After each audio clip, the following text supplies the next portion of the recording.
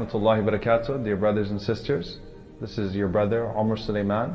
You know, when the Prophet Muhammad, peace and blessings be upon him, received his first revelation, he was concerned. He didn't understand whether this was something that was coming from God or whether this was something that was coming from some other source, or whether this was something that was some supernatural experience.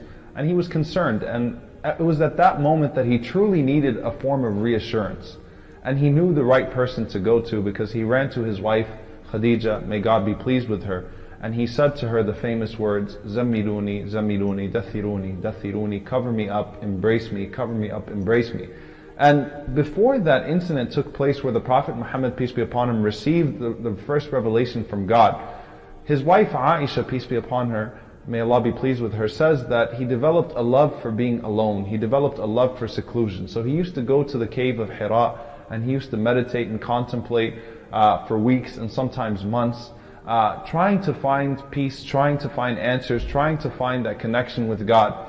And then finally, when the revelation came to him, it was so powerful that he truly did not know how to handle it. Then came Khadija, may God be pleased with her, the wife of the Prophet Muhammad, peace be upon him, who was there to reassure him. Now the words that Khadija said to the Prophet Muhammad, peace be upon him, were that, Wallahi la yukhzika Allahu abada, which means God will never disgrace you. God will never disgrace you. Now she then proceeds to give the Prophet Muhammad, peace be upon him, the reasons why God would never disgrace him. And I want you to think about this for a moment. When you think about religion, when you think about worship, and when you think of the effects of worship, why would God not disgrace you? She didn't say to him, it's because you've been praying and meditating for months and months and months and months. It's because you go stay in a mountain for all of these weeks and you isolate yourself and seclude yourself from the world. She said, God would never disgrace you because you uphold the ties of kinship, because you are generous to the needy, because you take care of the poor and the orphan. So she started to mention some of his good to society, his character, peace be upon him.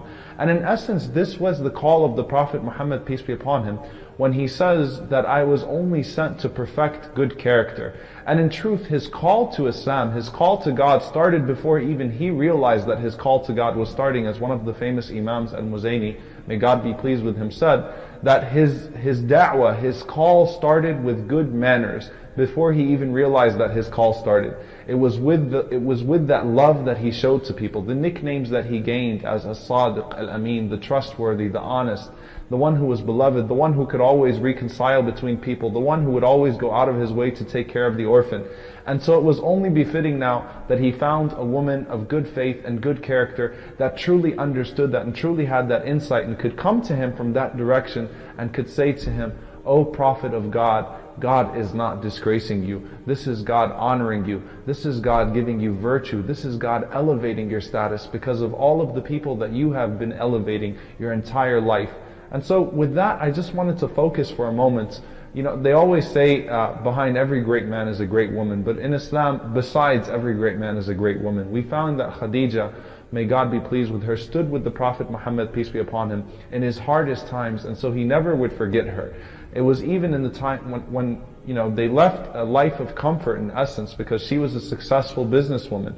Even whenever they were forced to abandon that comfort and were all of a sudden placed under economic boycott, which would eventually result in the death of Khadija, may God be pleased with her, because she was forced to eat only leaves.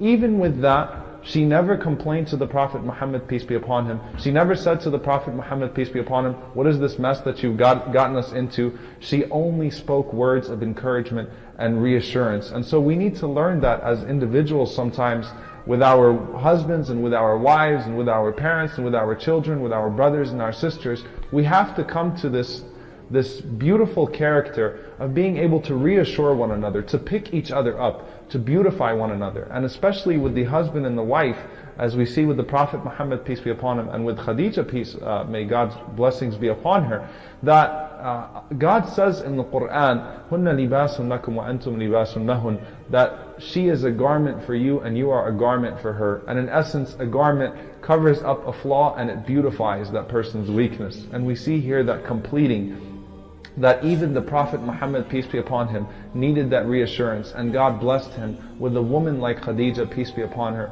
to stand by her husband and to truly be the first believer in her husband, in the Prophet Muhammad, peace be upon him, and to reassure him because of your character, God will never put you down. So we ask God to give us that same exalted character. Please do continue to watch and continue to support this effort to learn more about our Prophet Muhammad, peace be upon him. Jazakumullahu khairan wa assalamu alaikum wa rahmatullahi wa barakatuh.